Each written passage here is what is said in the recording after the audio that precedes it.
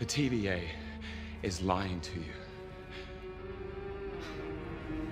Put him in. The best thing about Loki's 4th episode is all that it promises for its 5th, after its end credits. As a standalone entry, the Nexus event has a few interesting moments and scenes. The problem, however, is that the series has begun jogging in place for several weeks, and has even gone back on some of the urgency and excitement teased in prior entries.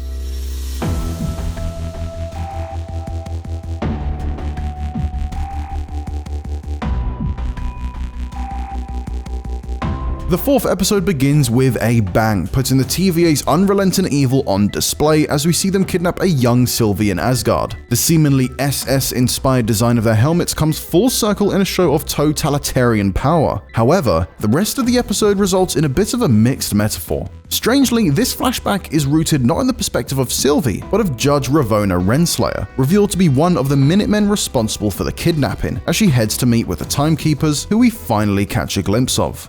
Back on Lamentus 1, where we last left Loki and Sylvie, enormous meteor shards rain down with an incredible eye for scale as the two Loki variants begin to accept their fate. So many great storytelling pieces are in place, but the episode doesn't marinate in these potentially powerful moments, and instead plucks the characters out of this scenario with haste. Mobius tracks down Loki and Sylvie thanks to a sudden branch on the timeline seemingly caused by them sharing an intimate moment. The implications are intriguing both in terms of plot mechanics and the fascinating and discomforting notion of romance between two variants of the same person. Granted, the mischievous demigods haven't exactly developed much of on-screen chemistry in their brief time together, but catching feelings during an apocalypse is a well-worn genre trope, so we may as well let it slide. Whether or not the show takes full advantage of this, however, is yet to be seen. By the way, I should have an equal amount of security. This is insulting. You just can't help yourself. The duo is soon captured and returned to the TVA, reverting the show to its status quo from early episodes. The initial TVA scenes work when divorced from the larger whole, like Ravonna's barely concealed lies about the fate of Hunter C-20. But the overall result is disconnected from when we last visited this locale. The conclusion to episode 2 saw the TVA being thrown into chaos as multiple branched timelines began to emerge, but none of this really seemed to have been a problem. It was dealt with off-screen, resulting in a strange deflation of the show's own mechanics. The episode ends up trapped between small but effective moments and a sluggish larger structure. Mobius trying to carefully extract information from the guarded Ravonna is a particular delight, as the pair's apparent romantic history clashes with their diverging goals. However, this scene is fleeting in the grand scheme of things. The audience is well ahead of Mobius and Hunter B-15, already armed with the knowledge that they are variants whose past lives have been suppressed, so their journeys of suspicion and discovery end up flatlining, given how much the episode is focused on uncovering plot information we already know, rather than fitting emotional pieces into place. For instance, B-15 talks about the repressed memories she witnessed under Sylvie's enchantment, and she even makes Sylvie show her those memories again, but we're never shown what she and Sylvie actually see. The episode is caught in a strange paradoxical narrative place. It grinds the overall story to a halt,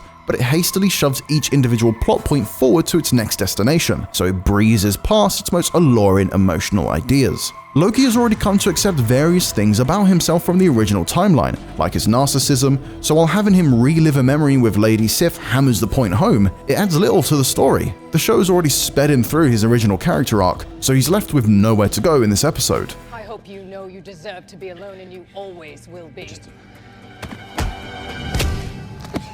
There's little pomp or circumstance to Mobius being pruned by Ravonna, and little by the way of visual storytelling or performance that makes it feel truly tragic, which is emblematic of the episode's major problem. Mobius's disappearance may not be a character death in retrospect, given the reveal after the credits, but it also doesn't feel like a death as it unfolds in the moment. Each development in the episode feels preordained, like it's headed towards some inevitable future which the audience doesn't know yet. To put it in literal terms, the storytellers already know the destination, and they know which parts of the journeys are rug pulls, so dramatic beats like Mobius's death are presented without much emotional impact. Similarly, Hunter B-15 feels limited by her plot functions of Free and Sylvie, so we're never really allowed to peek into her character or experiences. In more thematic terms, this approach ends up aligning the show's narrative perspective with the determinism of the Timekeepers, or whoever's pulling the strings. It leaves little room for possibility and little opportunity for characters to make emotionally driven decisions, where their choices feel like they matter.